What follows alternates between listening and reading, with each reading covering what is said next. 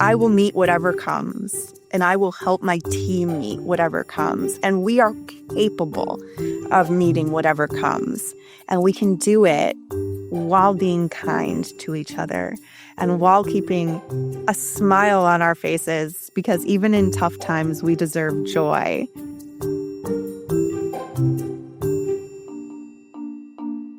Welcome to the Curious Advantage podcast, an exploration of the idea of curiosity and its increasing importance for thriving in the digital age. From the authors of The Curious Advantage. Hello, and a warm welcome to this episode of our Curious Advantage podcast. My name is Simon Brown, and today I'm here with my co-author, Paul Ashcroft. Hi there. No Garrick today, unfortunately, but we are joined today by Tara May. Tara is the CEO of Aspirotech, a groundbreaking technology services company where more than 90% of the team is autistic. So Tara stepped into the CEO role in 2022 after more than 2 decades of leading digital transformation and product innovation across major media and other tech organizations. And now she's at the forefront of advancing neurodiversity in the workplace and building strengths-based inclusive cultures and championing kindness and psychological safety as drivers of performance. We'll be hearing a lot more about that. So she's based in Lake County with her family, and Tara brings both deep professional expertise plus a personal commitment to creating workplaces where every kind of mind can thrive. So Tara, thrilled to have you join us today. Thank you. That was quite an intro. Welcome. So maybe to start us off, so our listeners can understand your work a bit more. So can you maybe take us through your journey, Tara? So from leading digital transformation at major media companies through to championing neurodiversity in your role now, and how has curiosity shaped some of those decisions along the way? Sure. I was actually thinking about this as I got ready this morning for this conversation, and I thought, what a perfect podcast, because curiosity was the driving force for my entire career. I actually started as a journalist. So I have a degree in journalism. I took my first job as a reporter at the Roswell Daily Record in New Mexico, which, yes, is where the aliens are. And a reporter's entire job is curiosity. And that's what I loved about it. No day was the same. I had a fantastic time. But newspapers were undergoing a major shift right about the time I graduated with my degree. And so I became curious, so to speak, about how to save our industry. I mean, everywhere around me as I walked into journalism, all of my colleagues were getting laid off. Newspapers were shrinking and shrinking and shrinking and on the verge of collapsing. And we needed to turn into thriving digital organizations.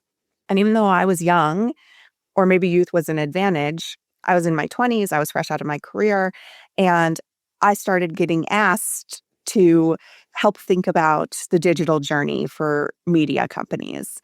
So I was 28, no experience as a manager, and handed a multi-million-dollar budget and a team with dozens of people because I had digital skills.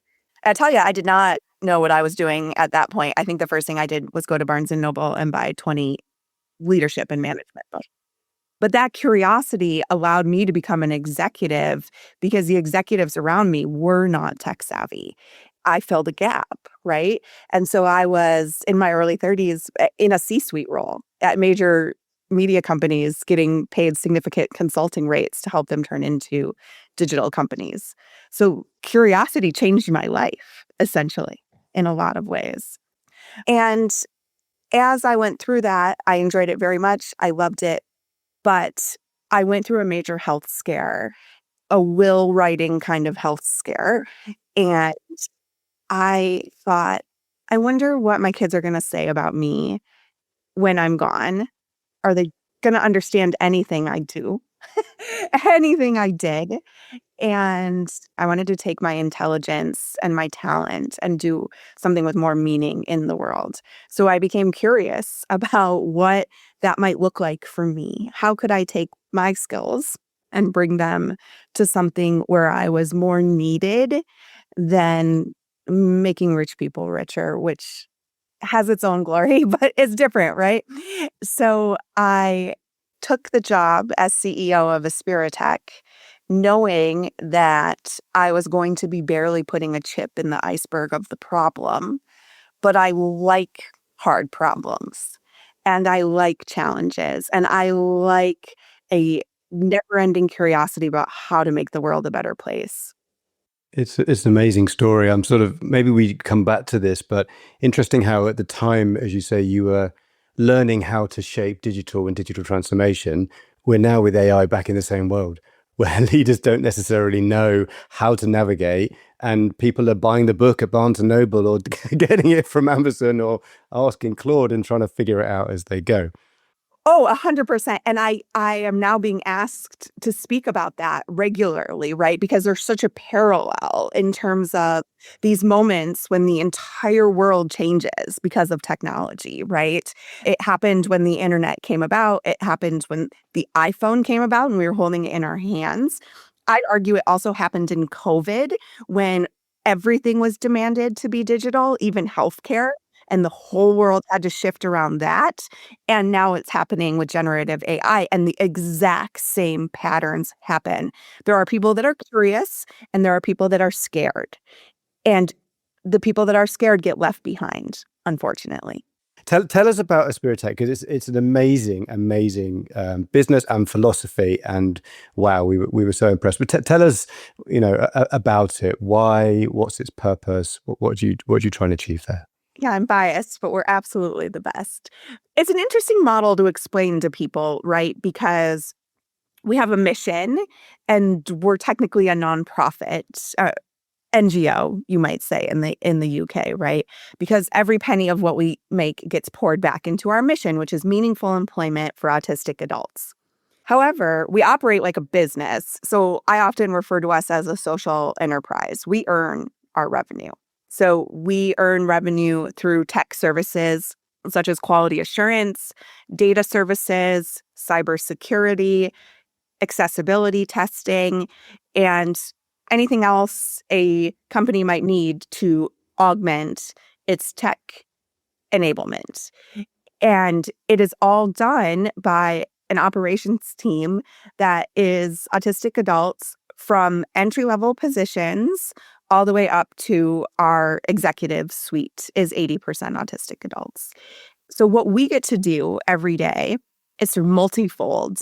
We get to show the world what autistic adults are capable of when given the right environment and supportive system.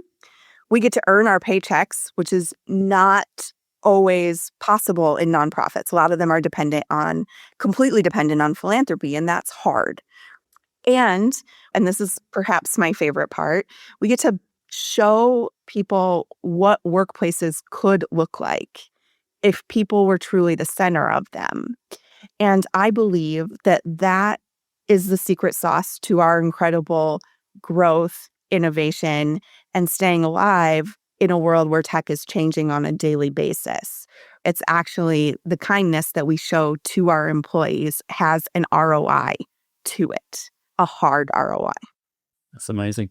I know when we had our prep discussion on this, I realized I probably didn't know as much about autism as I should do. So can you, for any of our listeners sort of thinking, I maybe don't know exactly what the details of autism are, can you give us the sort of overview of what does it mean to be autistic? What does it mean in terms of maybe how people do things differently? And a little bit more of the detail.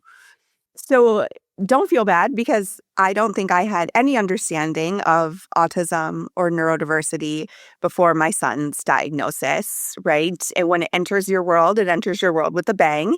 And because I am a curious person, the first thing I did was go buy 100 books, look up 1,000. I probably got a master's degree in autism and neurodiversity. But really, there's a lot of misnomers about autism out there because it is such a wide spectrum. But truly, at the end of the day, it's people that process the world differently through sensory issues, through social communication issues, through proprioception, which is the way we sort of physically navigate the world.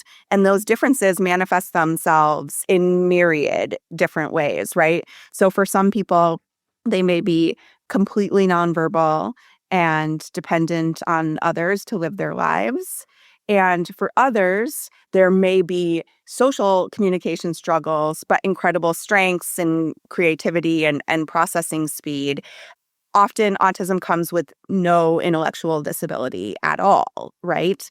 So that wide spectrum sometimes makes it hard for people to comprehend everything that's going on. And Tara, just to dig into this, and in particular, as you say, the business model and the services that Aspirotech offer is quite incredible, because it's not just saying, hey, we're working with autistic people, so kind of be kind to us, and there's a narrow band in which we can do. You're like, no, as I understand it, and please tell us, right?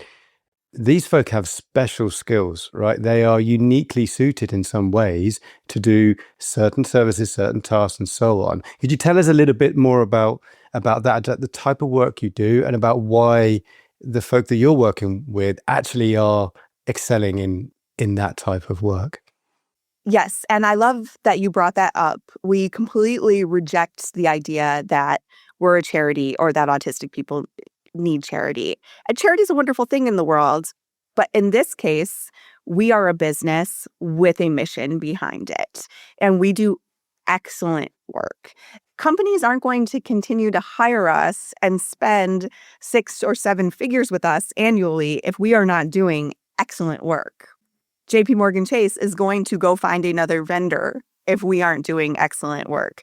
So that is a driving force for us. And I think one of the things to understand about many neurodivergent people is that often we have spiky cognitive profiles. So let me explain what I mean by that. Most neurotypical people, we all have strengths and weaknesses, right? I've wildly imperfect person myself, plenty of weaknesses. But our strengths and weaknesses generally look like this, right? Ups and downs within what science might call the norm. For neurodivergent people, autistic people especially, the profiles are much spikier. So there might be huge gaps. Like I mentioned in social communication, there might be a huge gap.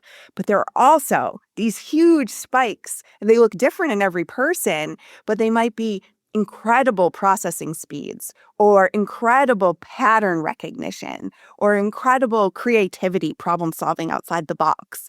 And so our model at Aspirotech is to take those incredible strengths, pair them with a business need, which, by the way, is a model that works at all companies if you lean into it and pay attention to it. But it works especially well at Aspirotech. And pairing that strength with a company's business need is magical and also revenue driving. Maybe diving a little bit into those sort of incredible process speeds or the pattern recognitions. Can you bring that to life of what these almost superpowers are that some of those spikes look like in practice? Yeah. So we do a major project for the TSA, the Transportation Security Administration here in the US, as it was building the large language model that was going to power the AI that scans your luggage in airports for safety reasons. So your luggage goes through and a human looks at it. In several airports in the US, now your luggage goes through and AI is looking at it. However, it's not as simple as people think, right? AI doesn't just come out of nowhere. You have to teach the large language model and supply the data to allow for that to happen. So we actually had hundreds of thousands of images, 331,000, I believe, to be exact, images of luggage, could have been mine, could have been yours, who's to know, that had to be annotated to feed the large language model. Our team was a driving force in doing that, in part because one of our team members, who was particularly visually astute, could come in and learn in 6 weeks how to do what it was taking the agents 10 years to do, to be as fast and as skilled at. Well, That's a gift, right? Now, not all autistic people have that particular gift, right? They're not all the same. There is no ubiquitous superpower. But certain people are incredibly visually astute. And so when we paired them on that project, we had over 99% accuracy and one of the highest rates of speed of anybody doing this work. It's incredible, right? We're moving into a world where the default is to think that technology is going to provide that solution. And there you are actually saying, and this I think is what we optimistically hope for the world, that actually we're going to be humans working alongside AI and alongside technology, right? And you're there showing, well, actually humans with specific skills, autistic humans or otherwise, right, have a really important role to play and actually in some ways do it better. Absolutely. And this has been long before I became a neurodiversity advocate. This was my argument about all digital transformation, all major tech shifts in the world. And we're seeing it play out right now, right? The Wall Street Journal just cited a major study that showed that 67% of corporate workers globally are not just not participating in their company's AI efforts, but actively working to dismantle them. At the end of the day, people are still in control. People still have the power to drive this, to decide whether it's going to do good things or bad things. We are still in control. How we use that control really matters, and it's going to shape the future. Yeah, well, I think we agree. Simon and I talk a lot about the human agency in this. We're not just passive observers as what's going to happen, but that will be a podcast about AI. So let me come back to Aspirotech, right? Because I think over 90% is it of the workforce is neurodivergent or autistic, right? So does that create, like in any workplace, some challenges and perhaps the need for you and the leadership team to create that kind of workplace environment that allows those folk to thrive? Is there some particular things that you pay attention to in terms of creating that sort of psychologically safe space, being kind? Like, what are some of the things that you pay attention to make the business be able to work successfully as it does? Absolutely. And I often hear the analogy canary in a coal mine, right? Many autistic people may notice first or be bothered first by problems that could actually be solved for us all. And that was a significant learning curve for me as a CEO, but it also has made me a better leader in the past few years. And I'll give you a couple specific examples. I did our first all hands call at Aspirotech. I, like any other CEO, gathered everybody and we all did our all hands call. And I was very used to corporate all hands calls where at the end of it, there might be a few polite questions, but really people just wanted to leave the room. Almost every person in this company had a question for me. And some very forthright and candid. And so we, devised ways to allow that sort of giving back of feedback in a productive way. We turned that session into a listening tour and an autism advocacy group where we could take employees' feedback and implement it properly, right? And that was within a week of me starting at the organization where I was going, oh my goodness, there's a lot to listen to here. But I think at other corporations, that just bubbles under the surface. And it happens quietly when people go back to their desks and whisper and Slack to each other. So having it out in the open, it was actually pretty cool. Another example was that after my presentations, we have some people who have different learning styles and preferences: visual learners, auditory learners, kinesthetic learners. And so the team came to me and asked me to provide my presentation in multiple formats: a recording that they could listen to and speed up or slow down, the deck visual formats, a written long form bullet format, and I think one other way that we do it, but I can't remember right now. So we started after every presentation, one of my team members would take the information and turn it into these 4 different formats, and it goes out to everyone that way. And I thought, why didn't I think about that when I was leading a team of 10,000 people at AOL? I should have, right? Because certainly in that group of 10,000 people, there were different learning styles, but nobody ever brought it up. They just gladly took the content the way it was delivered. And in hindsight, there's so much to learn from speaking up about your needs. I can imagine. So if someone's listening to this and thinking, okay, actually, we want to tap into some of those superpowers that you're describing, that would benefit our organization, what's your experience on how to create a more neurodivergent workforce? What are the things people need to think about? Where would people get started? We actually do trainings on this. And the truth of it is, you can dive in for hours and hours on how to interview inclusively. For example, we give questions in advance for people with slower processing times, or how to create a sensory-friendly environment. We have sensory rooms and quiet escape places in our office. We have different lighting styles and different auditory escapes. All of those things are amazing. But what I say at the end of our training is that we survey our employees every year for what they need, what could make their work experience better, help them be their best selves. And the same request, the same note comes up every single year, time and time again. And it's simply kindness, understanding and patience and grace for what the other person might be experiencing and how they're moving through the world. And just asking someone, what supports do you need to be your most successful at work, is a really great and simple place to start. And every manager in the world can do that, with or without a diagnosis.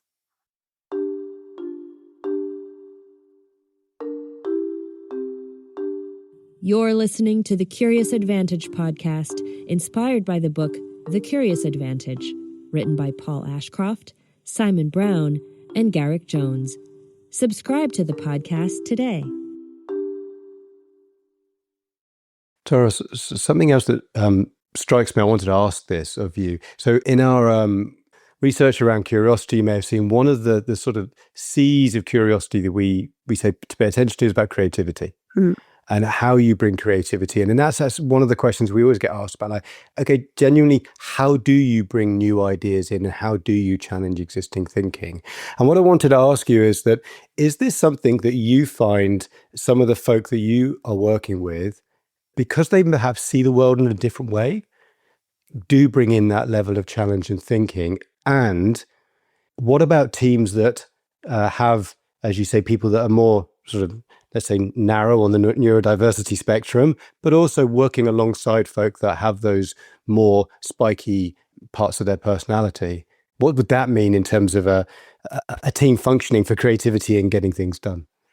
So absolutely, I see wild creativity from autistic people. And I think, to your point, when you move through a world that's not built for you, you have to learn to navigate it, and that makes you an excellent problem solver. And I would argue that's true of people with neurodivergence and also with physical disabilities, right? You have to get creative, perhaps on a daily basis. Problem solving every day. Right? Problem solving every single day. And I'll give you one example that I love to cite because it'll sort of blow your mind. An autistic woman invented the blur feature on video conferencing. And she did this because her mind, the way her mind worked, was getting constantly distracted by people's backgrounds. And now millions of people every day use it to hide our messy homes, our dogs, our children, whatever it might be. And so that's a great example of neurodivergent creativity and curiosity, creating a solution to a problem that now works across the globe.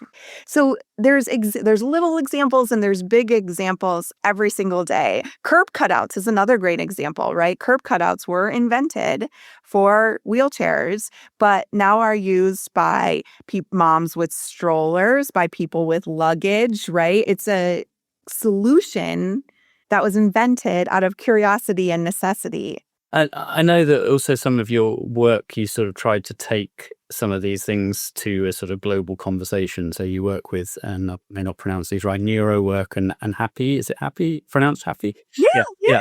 So it's a sort of, take what you're seeing, all of these fantastic benefits, and then, I guess raise the awareness and take it to other organizations. So tell us more on what you're doing there.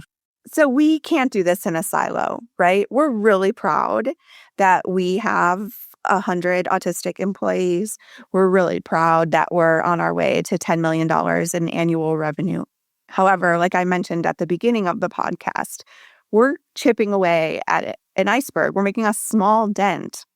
The autistic under and unemployment rate globally is cited at about 80%. Wow. I get applications every single day, and it's the ones I can't answer, right? The ones that I can't give a job to that keep me up at night. I shouldn't say can't answer because I respond to every single person who finds their way to my inbox. You might be suddenly finding a whole load more after this. Even if I can only point them in another direction, right? And in fact, I got an inquiry from someone who was asking if there are any similar organizations in the UK. And in some countries, I can say yes, right? Because of NeuroWorks, I have partners in Australia, Japan, the Middle East, the Netherlands, Belgium, but I don't know of any partners in the UK. So unfortunately, I told that person no, but here are some neighboring countries that you might want to look into, and I will look to see if I can find something, right? And a call out to anybody listening to the podcast, please post in the comments if you know of organizations that would work alongside Aspirotech. Yeah? Yes, please, because I'll put you in my resource directory and I'll send people to you, through NeuroWorks and other channels. But that's a testament to why there's a national need in the US and a global need across the world, because the problem is everywhere and there aren't enough solutions, not yet, right? I think we've gotten much better at the way we treat autistic and neurodivergent children from birth to preschool through the elementary and I don't know what you guys call it, the high school experience. But then it ends. There's a cliff of resources. And so what we are working to do, Aspirotech, in collaboration with NeuroWorks and Happy, is make sure that there's support for life and there's opportunity for life, and that every person can show the value that they have and bring it to the world. And in a lot of ways, that's what work allows us to do. Yeah, and I know if I look inside EY, we have a neurodivergent community, and see absolutely those strengths. And there are particular areas in our business where those superpowers that you describe absolutely are needed. And I know there's considerations when we're putting on training programs and things like you were just describing, those sort of quiet spaces or low light spaces, etc. That if we've got 600 people together in a room, sometimes that can be pretty overwhelming. So quite often we would have then a separate quiet area where people can go to get away from that, and they can still listen. But we make sure that everyone feels as comfortable. EY is great about neural inclusivity. We really are great programs. Tara, at the start of the pod, you were talking about your work with leaders and leadership. I can imagine that over the things you've learned over the past years working with Aspirotech and others, this has sort of shaped some of your thinking about what it means to lead and how to lead successfully. And as you said earlier, in the sort of new, slightly chaotic, complex world we're getting into, can you share some of your thoughts around that? How has it shaped your thinking about leadership, and how do you think curiosity sort of is playing a role in that? So my philosophy on leadership, I think, has been shaped over decades, right? Maybe even from childhood, the way you think about other people in your life, because we lead in small ways and in big ways, but has, like you said, been especially honed by this incredible group of people I have the privilege to lead right now. I say that often, right? Leadership is both a privilege and a responsibility. And I have never carried the responsibility so heavily as I do with this role. It's also about creating a vision for the future, even when we have no idea what the future is going to look like. And that requires a bit of confidence in yourself and your team and their ability to navigate whatever may come in front of us. There was a fantastic McKinsey article recently that said the CEO's job in 2026 is to be prepared for every single scenario, because we are living in perhaps one of the most unpredictable macroeconomic and political environments ever. And so because of that, we have to be prepared for everything from an economic boom to an economic collapse. I'm not an extremist. I tend to think it all falls somewhere in the middle. And that's also with AI, by the way. I generally don't believe in the hype or the terror. That said, being prepared for anything and being willing to face it, I will meet whatever comes, and I will help my team meet whatever comes. And we are capable of meeting whatever comes. And we can do it while being kind to each other and while keeping a smile on our faces, because even in tough times, we deserve joy. And we're going to look ahead and have agency and build the future that we want and we deserve because we are the ones in control here. That's what I carry with me. I have a personal question, if I may, and we feel free to say no to it. But in your introduction, you talked about a sort of life-threatening situation where you were sort of writing your will, etc. Has that changed how you lead? It sounds like it's probably changed your choice of what you spend your time on and what's important. But for hopefully most people haven't been through that. Is there something from going through that experience that we can all learn from that maybe is valuable? Yes, absolutely. I think it made me particularly acutely aware of, was I giving back enough? I grew up well below the poverty line, in a community, in a trailer where we weren't sure where our next meal was coming from all the time, right? And I think that shapes you as a person. In the beginning, it drove me very hard to be able to provide for my family and to be able to put a roof over their heads and give them a better life that I had. But at some point, I was like, this is enough money, right? Like, this is enough. We are safe. We are stable. My house is paid off. We don't need to just keep climbing into that never-ending hole, because it is, right? You can always be competing for more and more and more. So I really wanted to reflect on what I was able to give back, because when I was so sick and I couldn't walk to the bathroom by myself, I couldn't eat food, right?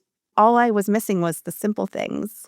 I remember sobbing one night because I couldn't have a spaghetti dinner with my family, which is so silly, but that's all that mattered to me in that moment. And so I really became reflective of what giving back looked like. And in fact, 3 years after that, I was able to give a kidney to my dad, who was in kidney failure.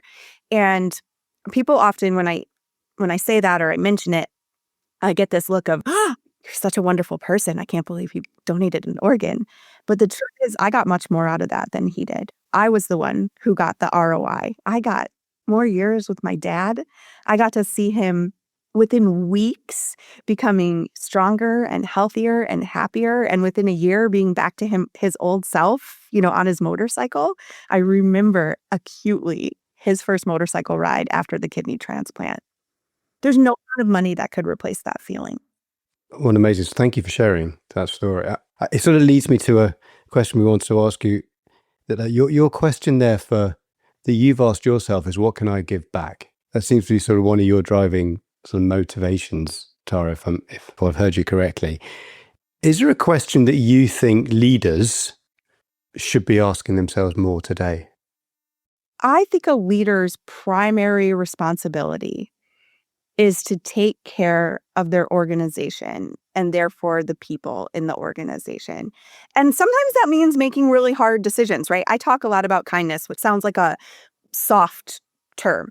But in fact, sometimes a leader makes hard decisions. Like, for example, firing someone, I think, can be a kindness. Running a responsible P&L is a kindness. I watched what that did in the media world when leaders just ignored their P&Ls. So from a leadership perspective, I'm always asking myself, what's going to do the greatest good here? And the greatest good means a lot of things. It means keeping the organization alive. It means taking care of the greatest number of people in the organization. It means thinking toward the future and how you create longevity. And it also means how you take care of the world and humanity around you, right? All of those things, you have to hold them collectively and consider them constantly, which is why leadership is hard. And it's sometimes a little lonely, right? We talk about that, and it's true.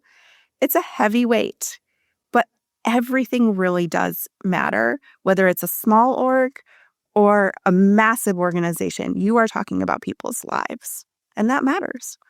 So if people have been inspired by the conversation, where can they go to learn more, to connect with you, to hear about the different institutions that you talked about, to learn about Aspirotech? How can people get in touch with you and learn more? Our website's a great place to reach us, www.aspirotech.org. I'm also on LinkedIn, and I love to have conversations about cultural change and transformation. So hit me up there as well. So we've covered, see if I've captured everything. So curiosity is the driving force for your entire career. So from those early days as a journalist with the aliens at Roswell, through to the shift in the newspaper industry, how your curiosity sort of looked at how could you save journalism and move things digital. And that then took you to having that multi-million-dollar budget at 28 with becoming a C-level executive and all that came with that. Then your own life experience around, what happened to you in terms of your health and that scare, and that made you sort of question, actually, are you doing something meaningful? Which then took you into the role with Aspirotech, where you liked hard problems and you didn't want to focus on just making rich people richer. You had the shift that you described in the world around, like the internet, like the move to iPhones, that we're seeing that now. But we're seeing then that there's actually some superpowers that you're getting through your neurodivergent workforce, through that 80% autistic workforce. You took us through what actually neurodivergency is, and then took us through some of the special skills that people have, and that sort of spiky profile, which I think is a really helpful way to think about that sort of spiky cognitive profile, that there may be gaps in there, but there may be these superpowers, whether that's pattern recognition, whether that's increased processing speed, etc. And the 331,000 images analyzed with 99% accuracy at the TSA was a great example of what that looked like. Love the notion of actually that having a neurodivergent workforce can provide that canary in the coal mine, that maybe they see things that other people that are more neurotypical don't see. The importance of thinking about things that maybe need to be different. So you described some of those preferences that people have for the format, and providing things in 4 different formats so that it caters to people's different preferences. Things like different sensory rooms, lighting styles, all of these pieces. Love the question around, actually managers asking, what do you need to be most successful at work? I think that's one we can all take away. And learning that you built a business that's got 100 autistic people with a 10 million annual revenue is something I think you should be hugely proud of, and something I think we can all learn from and see how can we actually have a greater neurodivergent workforce. Talk about leadership and your own leadership journey of thinking about other people in life, and how leadership is a privilege and a responsibility, how we should have confidence in ourselves and in our team and be prepared for every single scenario and face that together. Then leadership, actually your own leadership journey in terms of some of the things that you went through, and the importance sometimes of the simple things like that spaghetti dinner. And actually you can give away a kidney and you can get more from it than the person who received the kidney as well. So, and then, I guess that's sort of, some of the things we covered. If there was one thing either from all of that or sort of one lesson to leave everyone with, what would that be, Tara? I would say, at the end of the day, what I have learned more than anything else is that in work and in life, there is a return on investment to kindness. And in business, that's a hard return. It's going to generate revenue when your people believe in what they're doing, when they're engaged in their work and they're productive and happy. It's going to create psychological safety and a space for innovation, which is not just necessary, it's mandatory in a world driven by AI. And it will cause your business to grow. And if you don't, you will struggle, right? People are the driving force of transformation.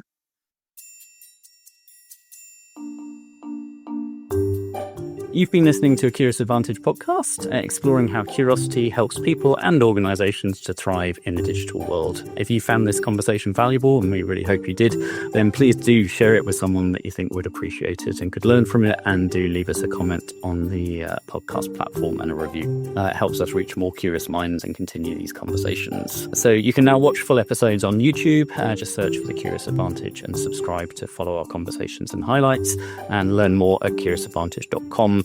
Follow us on LinkedIn for updates and insights. And the Curious Advantage book is, as always, available on Amazon worldwide. And don't forget to subscribe on your favorite podcast platform. So keep exploring curiously, and we will see you next time.